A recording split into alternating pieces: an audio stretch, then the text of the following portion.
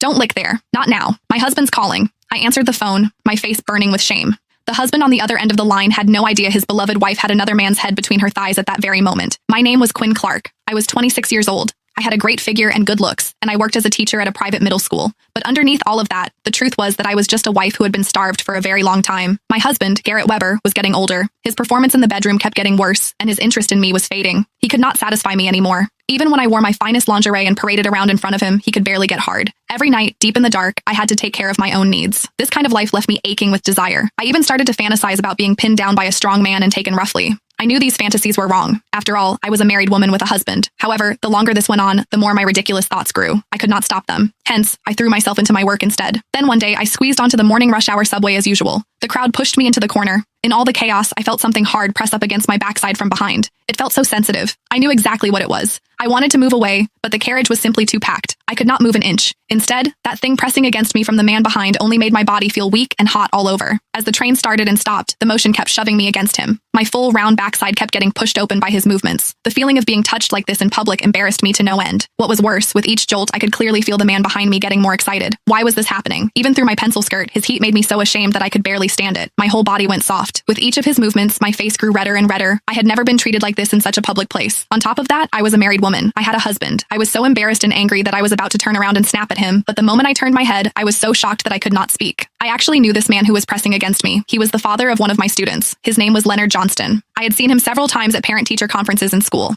The moment I realized that the man touching me on the subway was my student's father, I completely panicked. I had always been shy. If it had been a stranger, I could have put on a serious expression and scolded him for his behavior. However, in front of someone I knew, I had no idea what to do. I quickly turned back around in a panic. Yet to my surprise, this reaction of mine only made Leonard bolder. He pushed even harder. I could clearly feel his body pressing against me, but there was nothing I could do. I could only blush and try to squirm away. The problem was that the train was so packed that there was no room for me to go. I could not even get off. I felt desperate, but there was nowhere to hide. All I could do was blush and nervously wiggle my hips. What I did not expect was that this movement let him slide right along the curve of my backside and push into the deepest, most sensitive part of me. No, this could not happen. I felt him pressing against me, and I grew desperate. However, my thin clothes did nothing to block Leonard's body. Instead, he let out a low, deep groan. God, that feels good. His deep voice made me burn with shame. When he saw that I did not dare to fight back, Leonard grew bolder. His strong frame pressed tightly against my back. Then, he reached his hand around. My waist went cold, and I squeezed my legs together on instinct almost instantly.